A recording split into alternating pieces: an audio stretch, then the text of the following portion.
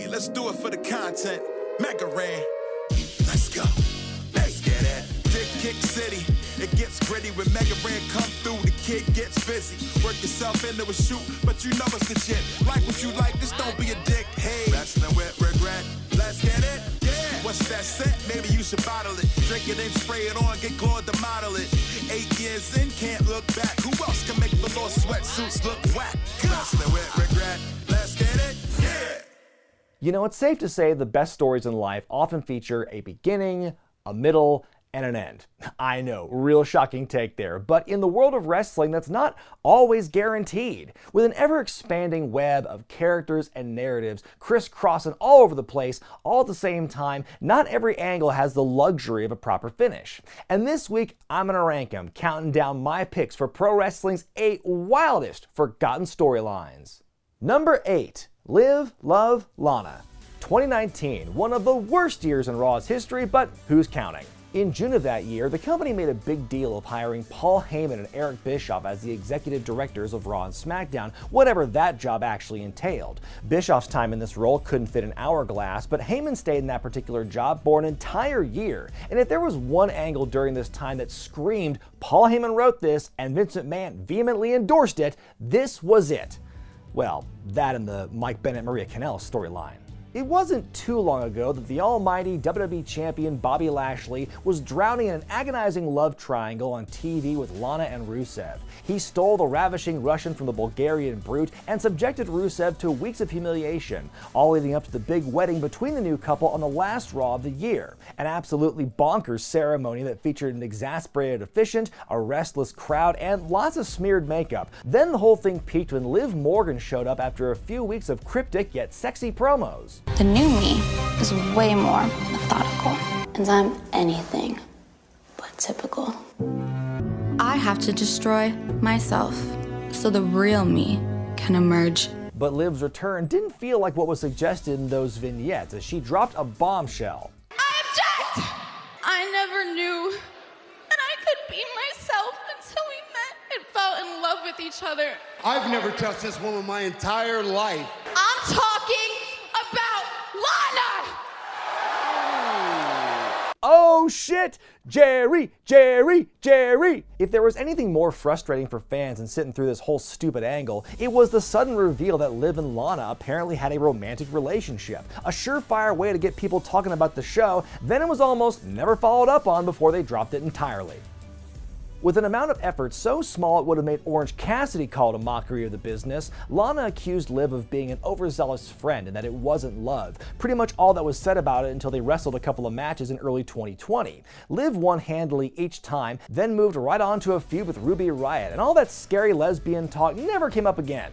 When the dismount from an angle is that lazy, you might as well just say it never got an ending. As for Lana, she was dumped by her kayfabe husband soon after MVP came into Lashley's life. Then she spent a long time getting slammed through tables and teamed with Naomi until she was ultimately cut in June of this year. For an angle it was given so much time and had so many ridiculous twists and turns, only to see just where all three parties have gone since, it's amazing how utterly pointless and forgettable it all was in the end. Number 7. The Giant falls off the roof of Cobo Hall. On a show that featured the Zodiac, Lex Luger vs. Mang, and a Ric Flair heel turn that could be seen from space, the real scary part about Halloween Havoc 95 was how they had booked the bizarre feud between Hulk Hogan and the Giant. Hogan, the champion, had to fend off this large, scary newcomer, believed to be the son of Andre himself. But a simple one-on-one match for the championship, that's easy. That's low-hanging fruit. That's basic shit. You gotta do a lot more than that to get people hyped up for a match of this magnitude on Sunday. Sunday! Yes, monster trucks. Eric Bischoff's budding deal with Bigfoot 4x4 led to the monster truck sumo match on the roof of Cobo Hall in Detroit, Michigan. The two trucks were hooked together, and the driver who pushed the other guy's truck out of the ring would be declared the winner. So the sumo truck match begins, and they, the trucks push on each other a lot. They seem to be going back and forth fairly often, and no one seems to be keeping score. That's about the best way to describe this match, really. Hogan won the battle, then a brawl ensued. And in a moment that might as well have had this sound effect playing underneath, the Hulkster shoved the Giant off the roof of Cobo Hall. No! No! Oh my God. No! Now, if Terry Bollea kills someone, that's a felony, but Hulk Hogan is above the law, brother. The champion came to the ring before taking police questioning, I guess, and broke the news to everyone that the Giant was dead. Or was he? Only about 20 minutes after his fall, Giant came to the ring looking unscathed, with absolutely no explanation as to why or how he survived. I mean, he was part of the Dungeon of Doom, and their whole thing was about spooky mysticism. They couldn't have explained it away with that? Despite that, it still took some sneaky contract stuff from an unfaithful Jimmy Hart, a Lex Luger heel turn, and the frickin' Yeti to finally wrench the big gold belt from the Hulkster's red and yellow grip. Apparently to Hogan, a 7-foot man with 9 invincibility beating him straight up in a wrestling match was even more ridiculous than him surviving certain death. Number 6. Ric Flair and Hulk Hogan at Halloween Havoc 1999. When Vince Russo first arrived in WCW in the fall of 1999, his first order of business was to put the legends he felt were overexposed on the back burner. His original plan was to have the legends be picked off one by one until they all came back en masse to fight back. Havoc 99 was the first part of his plan going into action. While Hulk Hogan simply laid down for Sting in their title match with no explanation before riding off into the sunset, Ric Flair got a far more embarrassing send-off. After his loss to DDP, a bloody Flair was loaded into an ambulance, which was then commandeered by the Filthy Animals. Now that I think about it, there was a startling number of carjackings and kidnappings during this time period. It really was the Wild West, man. Fans didn't learn about Ric's fate until the next night on Nitro, when the Animals not only bragged about what they did to him, they provided video evidence of them burying the Nature Boy in a shallow grave in the middle of the Nevada desert. Man, who's their lawyer? Hey man, we can't let nobody find us. Watch out for the tree. Any last words, Rick? Huh? Woo! Huh? Now, as I mentioned, the long-term goal for this storyline was to have guys like Hogan and Savage and Piper and Flair all come back as a group. But political forces drove Russo out of power by January 2000, scrapping any of his original plans. The basic premise was later retooled as the Millionaires Club in April. Flair was back in a feature role by February without so much of a speck of dirt on him or an explanation as to how he survived, and Hogan came back at around the same time to give us this classic promo. On the way to the emergency room, in that slow rolling coffin, muttered the words "Yappa pie, brother." Number 5. Samoa Joe gets kidnapped. Okay, I swear, it was not my intention for Hulk Hogan to appear so often in this countdown, but I mean, when his fingers are in as much shit in wrestling as they are, it's bound to happen sometimes. When Hogan and Eric Bischoff took over TNA in 2010, they went the opposite route of Vinnie Rue in WCW. Instead of scaling back on the older wrestlers to make way for the future, they did the complete opposite, shoving aside or needlessly reinventing guys like Christopher Daniels and AJ Styles. But I would argue that during the Hogan era, Samoa Joe's treatment was possibly the worst of all. At Against All Odds in February of 2010, Joe lost a TNA World title match against Styles. Later that week on Impact, Joe was the sudden victim of a kidnapping. The official line says that Joe was abducted by a group of ninjas, but if you ask me, they were dressed more like the Juggalo variety. Sure, it looks intriguing, but I have to remind you, there's a reason it's on this list. I mean, we haven't seen Samoa Joe for months since he was abducted from the Impact Zone. Only a little more than a month later did Joe return to Impact programming, you guessed it, say it with me, with no explanation as to what happened or who abducted him. While Joe blamed Vince Russo for attempting to ruin his career with the storyline, turns out that Russo used his patented system and claimed that Uncle Eric was responsible. Apparently, Eazy-E's plan was to have Jimmy Snuka of all people as the mastermind behind this kidnapping plot. Okay. Well, on one hand, I can understand Hogan and Bischoff's philosophy of utilizing the older legends to draw crowds, but I mean, Jimmy Snuka? In 2010? What, was he going to be revealed as the leader of some Pacific Islander mafia? Was it meant to lead to some kind of match with him? Did Bischoff see a different Superfly than the rest of us at last year's WrestleMania? Bischoff allegedly made assurances he could get Snuka on board, but totally whiffed. And though it's too bad, I guess, that the original plan didn't work out, how was there no contingency for an angle like this? You could have put anyone in Snuka's role and it would have been better than to have no resolution at all. What, was Eric Young not around to be a creative stopgap at this time? Number 4. GTV.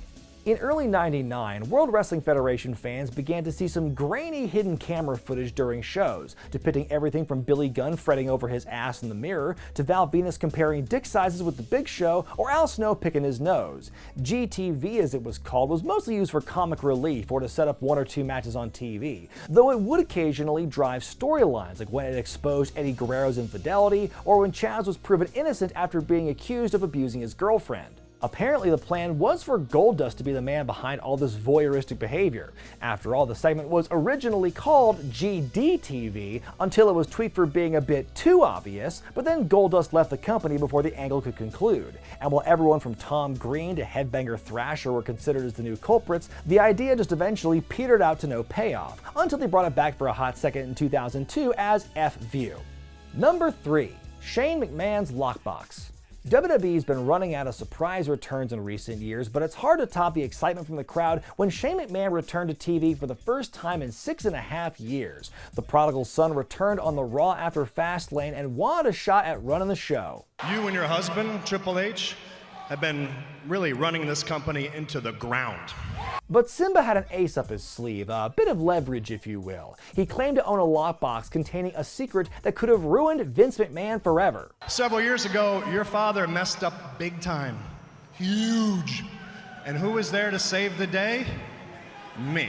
To counter the blackmail effort, Vince challenged Shane to face The Undertaker at WrestleMania 32 with some insane stipulations. If Shane won, he would get control of Raw, and The Undertaker would be forbidden from competing at WrestleMania ever again. Whereas if The Undertaker won, good for him, I guess.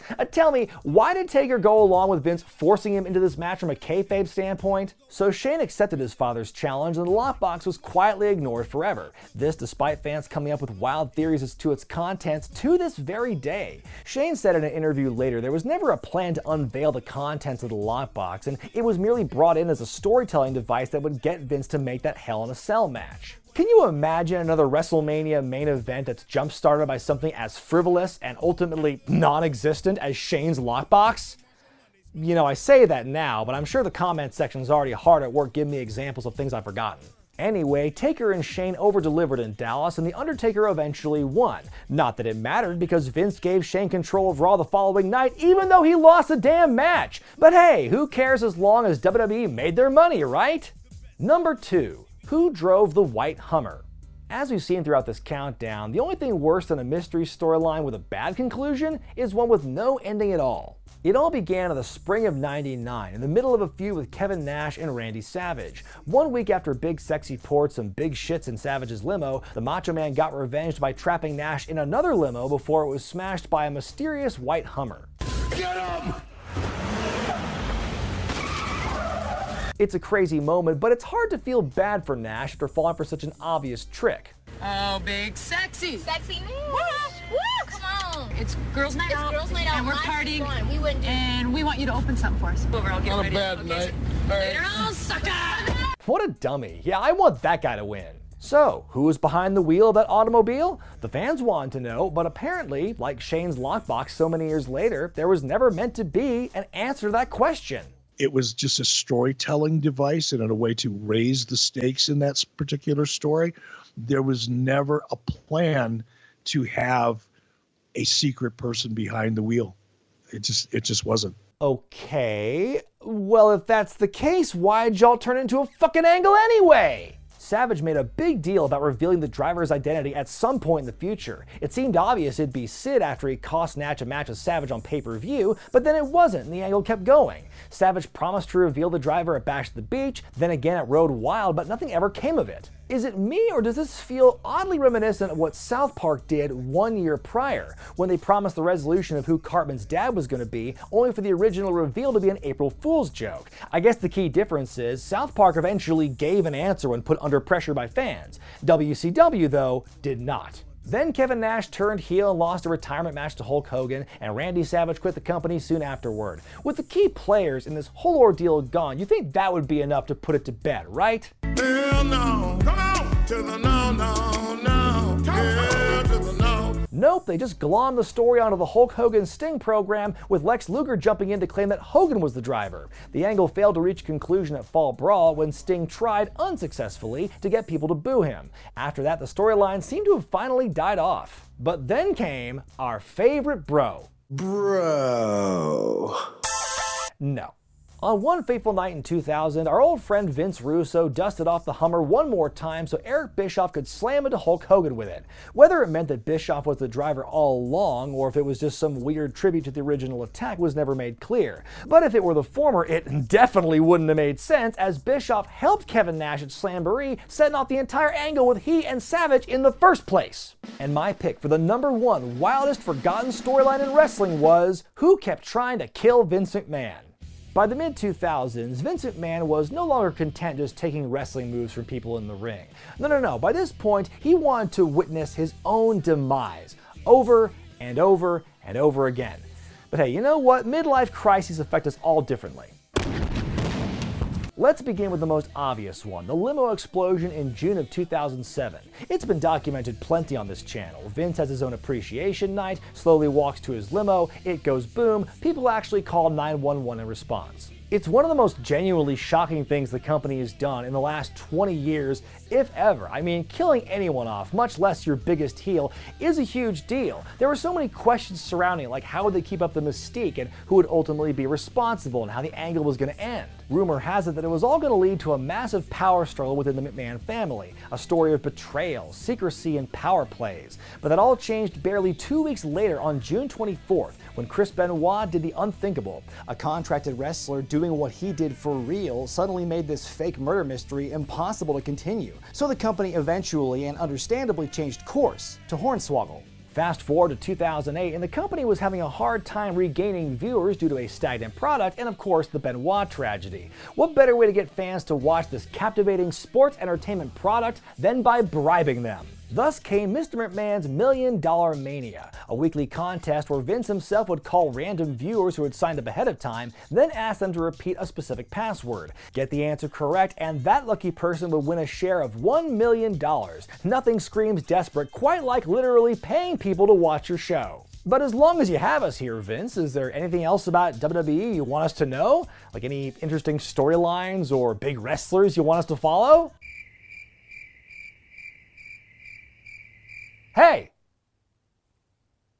The contest went on for about a month with no real change in the ratings, so they went back to the old trick of attempted McMahon-icide. As one show came to a close, part of the staging suddenly fell from the rafters next to Vince before the ground beneath literally opened and swallowed him while more stuff fell on top. This had all the makings of a worked shoot. The hushed announcers, the roster coming out to help, Vince calling Triple H Paul. If it weren't for the camera crew being in perfect position for every moment, you would almost think it was a genuine accident. The tragedy kicked off weeks of chaos on Raw. More fighting, falling lights, production botches, fan run-ins. Human sacrifice, dogs and cats living together, mass hysteria. And then it all went away when Mike Adamle became Raw GM, and I'm still having a hard time figuring out how to one day talk about his time in WWE without coming off as grossly insensitive. Anyway, maybe the set accident was intended to be just that, an accident, a freak occurrence that nearly cost someone their life. Maybe there was never a plan to reveal a conspirator. But I don't know, if their booking in the decade before this had taught me anything, it's that a wild stunt like this usually had some kind of payoff attached to it, or at least one in mind.